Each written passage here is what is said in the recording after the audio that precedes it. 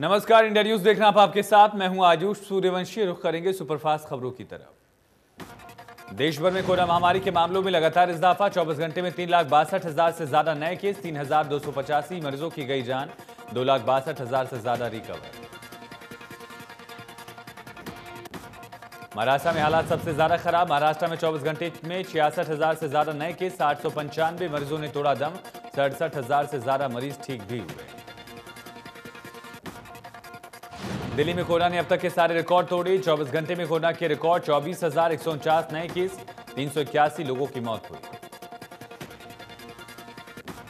हरियाणा में 80,000 के करीब एक्टिव केस पहुंचे। 24 घंटे में करीब 12,000 नए बीमारों की पुष्टि, 84 लोगों की हुई मौत। दिल्ली से सटे जिलों में हालत खराब। हरियाणा के लिए राहत भरी खबर। केंद्र ने हरियाणा का ऑक्सीजन कोटा बढ़ा दिया। पहले प्रदेश को 162 मेट्रिक टन ऑक्सीजन मिल रही थी, इससे बढ़ाकर 232 मेट्रिक टन रोजाना किया गया। देश भर में 1 मई से कोरोना टीकाकरण का अगला चरण शुरू होने जा रहा है। इसके लिए आज से रजिस्ट्रेशन शुरू हो गया है। इससे पहले 45 साल के ऊपर के लोग ही टीका लगवा सकते थे। 18 से 44 की उम्र के लोगों को कोरोना वैक्सीन लगवाने के लिए ऑनलाइन रजिस्ट्रेशन अनिवार्य होगा। सरकार ने साफ किया है कि इन लोगों को वॉक इन यानी सीधा टीका केंद्रों पर जाकर रजिस्ट्रेशन करने की सुविधा नहीं मिलेगी। रजिस्ट्रेशन करने के लिए कोविन पोर्टल या फिर आरोग्य सेतु ऐप का इस्तेमाल किया जा सकता है। चरखी दादी में कोरोना के बढ़ते संक्रमण को लेकर सब्जी मंडी के व्यापारी सजग नजर आए। मंडी में मास्क का इस्तेमाल जारी, सप्ताह में 2 बार सैनिटाइजेशन। मंडी में आने वाले ग्राहकों को भी व्यापारी जागरूक कर रहे हैं। मंडी प्रधान ने बताया कि मंडी में सुबह भीड़ हो जाती है तो लोगों को सोशल डिस्टेंसिंग के लिए जागरूक किया जा रहा है। कोरोना कहर बनकर टूट रहा है, ऐसे में बाजार में कोरोना सूट भी आ गया। कोरोना सूट के दाम कम होने की वजह से महिलाएं जमकर कोरोना सूट खरीद रही हैं। दुकानदारों का कहना है कि कोरोना सूट बाकी सूट के मुकाबले काफी सस्ता है, जिसकी वजह से लोग इस सूट को खरीद रहे हैं। सैकड़ों सूटों की अब तक बिक्री हो चुकी है। त्रिपुरा में डीएम शैलेश कुमार यादव ने कोविड गाइडलाइन का पालन नहीं करने पर 2 मैरिज हॉल को सील किया। नियमों का उल्लंघन करने पर दूल्हा और दुल्हन समेत शादी में शामिल पूरी भीड़ के खिलाफ मामला दर्ज करने का निर्देश दिया। सोशल मीडिया में वायरल त्रिपुरा के 2 वीडियो में डीएम शैलेश कुमार यादव काफी गुस्से में दिखे। मैरिज हॉल पर छापा मारते हुए डीएम ने कोविड गाइडलाइन का पालन नहीं करने पर शादी में शामिल लोगों को वहां से बाहर निकाला। लोगों ने जिलाधिकारी के रवैये की निंदा की। कहा, प्रशासन को सिर्फ आम लोग ही दिखते हैं, कार्रवाई के लिए नेता नहीं। जिसके बाद जिलाधिकारी ने शादी रुकवाने के लिए माफी मांगी। कहा, उनका मकसद किसी की भावना को आहत करना नहीं। देश की राजधानी दिल्ली में ऑक्सीजन के संकट को लेकर हाईकोर्ट में सुनवाई हुई। दिल्ली की एक निजी अस्पताल ने अदालत को बताया कि उन्हें जितनी ऑक्सीजन मुहैया कराई गई थी उसकी मात्रा कम कर दी गई। निजी अस्पताल ने कहा कि अब उनके पास ऑक्सीजन नहीं है। हाईकोर्ट ने अब दिल्ली सरकार को ऑक्सीजन सिलेंडर की कालाबाजारी करने वालों पर कड़ा एक्शन लेने को कहा। सुनवाई के दौरान हाईकोर्ट में चीफ सेक्रेटरी ने बताया कि हमने सभी ऑक्सीजन सप्लायर से संपर्क किया। जैसे ही हमें डेटा मिलता है अगले 3 दिनों के लिए ऑक्सीजन को अलॉट करेंगे। दिल्ली सरकार ने कहा कि हमने अस्पतालों से डिटेल मांगी है, उन्हें कितनी ऑक्सीजन चाहिए, हम इस पर आदेश जारी कर देंगे। हाईकोर्ट ने कहा कि लोगों को लाखों रुपए में ऑक्सीजन सिलेंडर भरवाने पड़ रहे हैं। सरकार का कहना है कि क्योंकि सुनवाई थी इसलिए उन्होंने कोई एक्शन नहीं लिया। हाईकोर्ट ने अब कहा कि अगर कोई ब्लैक मार्केटिंग करता पाया जाता है तो उसका प्लान टेक ओवर कर लीजिए, साथ ही उसे कस्टडी में लीजिए। दिल्ली के मुख्यमंत्री अरविंद केजरीवाल ने पीसी में कहा कि ऑक्सीजन टैंकर खरीद रहे हैं। दिल्ली सरकार ने बैंकॉक से 18 टैंकर आयात करने का फैसला लिया। टैंकर जल्द आने शुरू हो जाएंगे।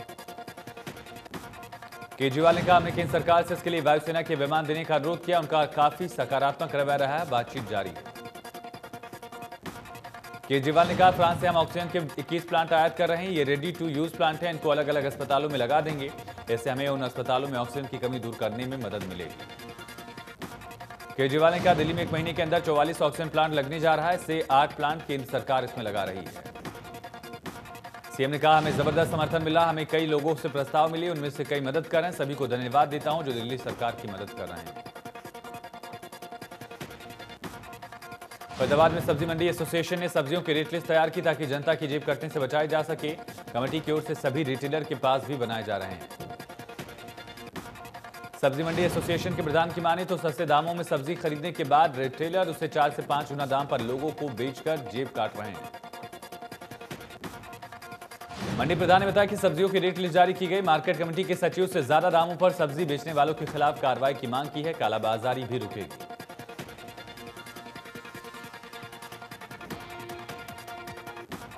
जिला विधिक सेवाएं प्राधिकरण की ओर से न्यायिक परिसर में 3 मई को टीकाकरण शिविर लगाया जाएगा। सीजीएम ने कहा, कोरोना पर अंकुश लगाने के लिए समाज के हर व्यक्ति को नियमों का पालन करना होगा। करनाल जिला विधिक सेवा प्राधिकरण के सचिव और सीजीएम ने कहा, देश और प्रदेश में बढ़ते कोरोना को देखते हुए पंजाब और हरियाणा हाईकोर्ट ने कमेटी बनाने का फैसला लिया। कमेटी हालात पर नजर रखेगी। सीजीएम ने कहा, जिला स्तर पर एक कमेटी प्रशासन के साथ बनाई जानी है। 18 वर्ष से ज्यादा की आयु के लोगों का टीकाकरण 1 मई से शुरू होगा। कोरोना के मामलों में लगातार हो रही बढ़ोतरी के चलते हरियाणा सरकार ने शादी बाकी कार्यक्रमों में संख्या कम करके 50 कर दी। वैक्सीनेशन में भी तेजी आने लगी। यमुनानगर में वैक्सीन सेंटर पर भारी संख्या में लोग वैक्सीनेशन के लिए आ रहे हैं। वैक्सीनेशन का कार्य तेजी पकड़े, इसके लिए सरकार प्रयास कर रही है। वैक्सीन लगवाने आए डीएसपी ने वैक्सीन लगवाया। मास्क पहने और केंद्र सरकार के दिशा निर्देशों का पालन करने की अपील भी की। अंबाला में रेस्टोरेंट के सामने मैदान में युवक और महिला संदिग्ध हालत में मिले। महिला के सिर में चोट लगने से मौत हो गई थी, जबकि युवक नशे की हालत में पुलिस को मिला। पुलिस ने मृतक महिला के शव को नागरिक अस्पताल के शवगृह में रखवा दिया, जबकि नशे की हालत में युवक को इलाज के लिए अस्पताल भिजवाया। पुलिस पूछताछ में युवक ने बताया कि वो गांव टिवाड़ा में किराने की दुकान करता है। उसकी युवती पड़ोसन है। युवती की मौत कैसे हुई, पुलिस जांच कर रही है। सिरसा में कोरोना वैक्सीन की खेप आने के बाद टीकाकरण शिविरों को सुचारू कर दिया गया। शनिवार को कोरोना की डोज खत्म हो गई थी, जिसके बाद टीकाकरण बंद किया गया था। कोर्ट कॉलोनी के मंदिर में कोरोना से बचाव के लिए टीकाकरण शिविर का शुभारंभ हुआ। आसपास के इलाकों के लोगों ने शिविर में पहुंचकर टीका लगवाया। वार्ड पार्षद ने बताया कि पिछले काफी समय से प्रयास कर रही थी दूसरी बार शिविर का आयोजन किया जाए। केस बढ़ने पर टीकाकरण के लोग खुद आगे आ रहे हैं। कोरोना के बढ़ते संकट से निपटने के लिए सुप्रीम कोर्ट ने केंद्र सरकार से जो नेशनल प्लान मांगा था, उस पर सुनवाई हुई। सरकार ने अपना प्लान दाखिल किया। सुनवाई के दौरान अदालत ने सवाल किया कि वैक्सीन के अलग अलग दामों पर केंद्र क्या कर रहा है। क्या अगर अभी भी स्थिति नेशनल इमरजेंसी नहीं है तो क्या है। सुनवाई के दौरान ऑक्सीजन और वैक्सीन की सप्लाई पर भी चर्चा हुई। अदालत ने ऑक्सीजन समेत अन्य मेडिकल जरूरतों पर डेटा मांगा है। अब शुक्रवार को इस पर सुनवाई होगी। कोरोना संकट को लेकर सुप्रीम कोर्ट में हुई सुनवाई में केंद्र सरकार की ओर से सर्वोच्च अदालत में अपना जवाब दिया गया। केंद्र सरकार की ओर से राज्यों को ऑक्सीजन सप्लाई पर लेटर भेजा गया है। सुप्रीम कोर्ट ने कहा, सुनवाई का मतलब हाईकोर्ट में चल रही सुनवाई को रोकना नहीं। हाईकोर्ट स्थानीय हालात को बेहतर समझ सकते हैं। राष्ट्रीय मुद्दे पर हमारा दखल देना जरूरी था। सुप्रीम कोर्ट ने सुनवाई का मतलब साफ करते हुए कहा, हम राज्यों के बीच समन्वय बैठाने का काम करेंगे। लेकिन इस बीच सॉलिसिटर जनरल का केंद्र की तरफ से जवाब भी सामने आया। सॉलिसिटर जनरल ने कहा, कोरोना की पहली लहर 2019-20 में आई, लेकिन दूसरी लहर का किसी ने अंदाजा नहीं लगाया था। इसको लेकर कई कदम उठाए हैं। केंद्र सरकार राष्ट्रीय लेवल पर हालात को मॉनिटर कर रही। सुप्रीम कोर्ट ने सुनवाई के दौरान कहा, अभी उन्होंने केंद्र द्वारा दाखिल प्लान नहीं देखा। उम्मीद है कि राज्यों को इससे फायदा होगा। हम इसे देखेंगे। सुप्रीम कोर्ट ने केंद्र सरकार से ऑक्सीजन सप्लाई और उपलब्धता का डेटा मांगा। साथ ही मेडिकल सुविधाएं, जरूरी दवाओं को लेकर क्या कदम उठाए गए, जानकारी भी मांगी है। केंद्र सरकार को अब सुप्रीम कोर्ट को वैक्सीनेशन के मिशन पर भी जानकारी देनी होगी। वैक्सीन के अलग अलग दाम को लेकर भी सवाल किया गया था। राजस्थान, बंगाल ने याचिका लगाई थी। सुनवाई के दौरान जस्टिस एसआर भट्ट ने कहा, सेना, रेलवे के अंतर्गत डॉक्टर्स केंद्र के अंतर्गत आते हैं। इसमें क्या इन्हें क्वारंटीन, वैक्सीनेशन अन्य इस्तेमाल में लाया जा सकता है? इस पर नेशनल प्लान क्या है? इस वक्त वैक्सीनेशन बहुत जरूरी है। वैक्सीन के दाम पर केंद्र क्या कर रहा? दरअसल अदालत में सुनवाई के दौरान राजस्थान, बंगाल की ओर से वैक्सीन के अलग दाम पर आपत्ति जताई गई थी। केंद्रीय सड़क परिवहन मंत्री नितिन गडकरी का बयान। गडकरी ने कहा, हमारे पास ऑक्सीजन का अभाव है, सुविधाओं की कमी है। ऐसे में फिर भी जनता की जान बचाना प्राथमिकता। फरीदाबाद की जिला मजिस्ट्रेट डॉक्टर गरिमा मित्तल ने जिले के 3 क्षेत्रों को माइक्रो कंटेनमेंट जोन में नोटिफाई किया। एक हफ्ते के लिए 26 अप्रैल से 2 मई तक लॉकडाउन यहां लगाया गया। माइक्रो कंटेनमेंट जोन में बाजार बंद। कहीं पर लोग सरकारी नियमों को ताक पर रखकर जान जोखिम में डालते नजर आए। धारा 144 भी लागू की गई है। मेडिकल स्टोर संचालक का कहना है कि महामारी से बचना पहले जरूरी है। ये भी कहा, पूरे फरीदाबाद में लॉकडाउन लगाना चाहिए। केवल एक मार्केट में लॉकडाउन रहेगा, दूसरी मार्केट में भीड़ बढ़ेगी। ढाबा संचालकों का कहना है कि लोगों को सख्ती से सरकारी आदेशों का पालन करना होगा, नहीं तो हम सब बर्बाद हो जाएंगे। बस हम सरकार से ही कहेंगे कि 2 वक्त की रोटी मिल सके, इतनी छूट है।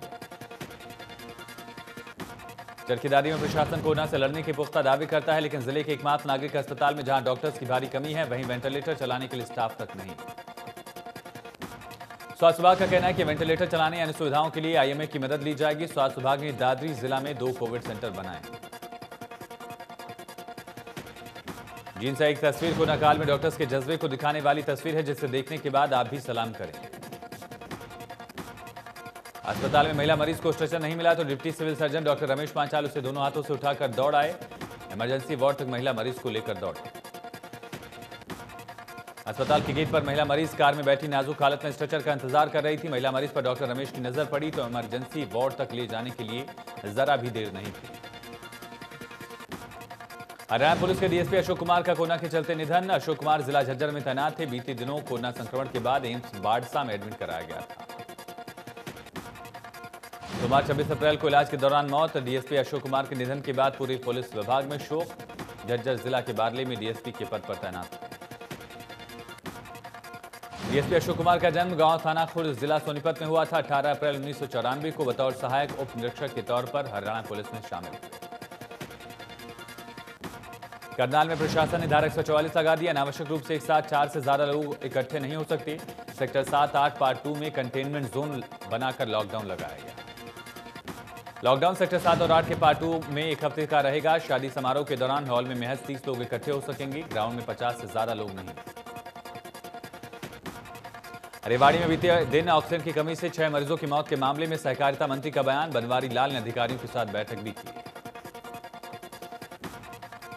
मौत को लेकर सहकारिता मंत्री ने बैठक में अधिकारियों को सख्त लहजे में कहा, मामले में निष्पक्षता से जांच कराई जाए। याद रहे कि आगे इस तरह की घटना न हो। डॉक्टर बनवारी लाल ने कहा, कोरोना के बढ़ते संक्रमण को लेकर शासन प्रशासन गंभीर है। ऐसे में चिकित्सकों को भी चाहिए कि वो भी मरीजों में विश्वास पैदा करें। फरीदाबाद में नवविवाहिता ने एनआरआई पति की हैवानियत से तंग आकर खुदकुशी कर ली। 15 मार्च को ही विवाहिता की शादी हुई थी। परिजनों का कहना है कि हनीमून के नाम पर पति ने युवती का अश्लील वीडियो बनाकर उसे अमेरिका ले जाकर कार और मकान खरीदने के नाम पर पैसों की डिमांड करने लगा। पुलिस के मुताबिक युवती के पिता की शिकायत पर आरोपी पति सास ससुर के खिलाफ दहेज प्रताड़ना का मामला दर्ज कर आरोपी को गिरफ्तार किया गया। आगे कार्रवाई जारी है। फतेहाबाद के प्राइवेट अस्पताल में ऑक्सीजन को लेकर हंगामा हो गया। निजी अस्पताल के पास थोड़ी वक्त की ऑक्सीजन बची थी, जिसके बाद मौके पर पहुंची सीएमओ की टीम ने 2 सिलेंडर की व्यवस्था की। सीएमओ की टीम और फतेहाबाद प्रशासन ने अस्पताल प्रबंधन को जल्द ऑक्सीजन दिलाने का भरोसा दिया। अस्पताल के बाहर खड़े मरीजों के तीमारदारों ने सीएमओ को घेरा। प्राइवेट अस्पताल के डॉक्टर अंशुल सहगल का कहना है कि रोजाना 80 सिलेंडर चाहिए, लेकिन पूरी सप्लाई नहीं हो पा रही है। फतेहाबाद सीएमओ डॉक्टर गोविंद गुप्ता का कहना है कि ऑक्सीजन की कमी है। जल्द ही ऑक्सीजन मुहैया करवाने को लेकर प्रबंध किए जा रहे हैं। हिसार के निजी अस्पताल में ऑक्सीजन की कमी से 5 कोरोना मरीजों की मौत। मामले की सूचना मिलने के बाद अस्पताल के बाहर पुलिस बल तैनात। जाट कॉलेज के पास रेलवे रोड पर सोनी बर्न हॉस्पिटल में कोरोना के कई मरीजों को भर्ती किया गया है। कोरोना मरीजों को भर्ती करने की परमिशन है या नहीं, ये जांच का विषय है। मृतकों के परिजनों का आरोप है कि अस्पताल की तरफ से हर बार ऑक्सीजन 10 मिनट में आने की बात कही गई, लेकिन ऑक्सीजन समय पर नहीं पहुंचा, जिससे 5 मरीजों की मौत हुई। बल्लभगढ़ सब्जी मंडी में अब लोगों की भीड़ नहीं लगेगी। मार्केट कमेटी ने मंडी खुलने के समय में बदलाव किया। मंडी में अब लोगों को रिटेल में सब्जी नहीं मिलेगी। मार्केट कमेटी के सेक्रेटरी ऋषि कुमार ने बताया, कोविड को देखते हुए प्रशासन ने सब्जी मंडी खुलने का वक्त बदला है। अब सुबह 5 बजे से दोपहर 11 बजे तक मंडी खुलेगी। कहा, मंडी में थोक विक्रेता ही सब्जी खरीद पाएंगे, ताकि घर घर जाकर लोगों को उचित रेट पर सब्जी दे सकें। इसके अलावा आम आदमी मंडी से सब्जी नहीं खरीद पाएगा। यमुनानगर में बढ़ते कोरोना केस को देखते हुए प्रशासन अलग अलग तरीकों से लोगों को जागरूक कर रहा है। जन सूचना और लोक संपर्क विभाग की वैन लोगों को जागरूक कर रही है।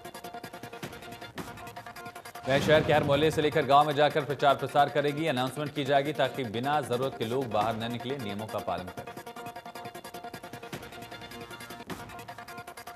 सोनीपत सिविल अस्पताल में ऑक्सीजन की कमी को लेकर हाई लेवल मीटिंग। स्वास्थ्य विभाग के अधिकारी और निजी अस्पतालों के संचालक शामिल हुए। मीटिंग में अधिकारियों ने निजी अस्पताल के संचालकों को आदेश दिया कि ज्यादा से ज्यादा ऑक्सीजन की सप्लाई की जाए। जिले में कोई पैनिक न हो, इसके लिए मॉनिटरिंग टीम तैनात की गई। जिला उपायुक्त ने कहा कि जिले में ऑक्सीजन की कोई भी कमी नहीं है। सरकार से बातचीत जारी। कोई भी निजी अस्पताल उतनी ही ऑक्सीजन ले सकेगा जितनी उसको अलॉट होगी। बल्लभगढ़ के सरकारी अस्पताल में कोरोना का टेस्ट कराने वालों का तांता, लेकिन घंटों लाइन में लगने के बाद भी टेस्टिंग नहीं हो रही। मरीजों का आरोप है कि अस्पताल के डॉक्टर जानबूझकर परेशान कर रहे हैं। 2 दिन से अस्पताल के चक्कर काट रहे हैं। उनसे कहा कि 100 टोकन ही एक दिन में बांटे जाएंगे। सरकारी अस्पताल के एसएमओ ने जानकारी लेने की जब उनसे कोशिश की गई तो उन्होंने कैमरे पर बोलने से साफ इनकार किया। पूर्व मंत्री राव धर्मपाल का कोरोना से निधन। राव धर्मपाल मेदांता में थे एडमिट। 24 तारीख को अस्पताल में भर्ती कराया गया था। बीजेपी नेता रामपाल लॉर्ड का निधन। रामपाल कोरोना संक्रमित होने के बाद जींद के नागरिक अस्पताल में भर्ती थे। रामपाल लॉर्ड सफाई कर्मचारी आयोग के सदस्य थे और कांग्रेस की टिकट पर नरवाना से विधानसभा चुनाव लड़ चुके थे। हरिद्वार में चैत्र पूर्णिमा स्नान के मौके पर महाकुंभ के अंतिम शाही स्नान में कोरोना महामारी का असर साफ दिखा। बेहद कम संख्या में श्रद्धालु पहुंचे। हर की पैड़ी समेत अलग अलग घाटों पर सुबह से ही स्नान शुरू हुआ, जिसके बाद अखाड़ों का स्नान क्रम शुरू हुआ। इससे पहले पंचायती अखाड़ा निरंजनी अखाड़े के संत शाही स्नान करेंगे। बाद में कोरोना की बेकाबू हालत को देखते हुए चुनाव आयोग ने बड़ा कदम उठाया। आयोग ने विधानसभा चुनाव के परिणाम आने पर जश्न मनाने पर रोक लगा दी। चुनाव आयोग ने 2 मई को मतगणना के दिन या उसके बाद विजय जुलूस पर रोक लगाई। जीते हुए उम्मीदवारों को 2 लोगों के साथ सर्टिफिकेट लेने की इजाजत।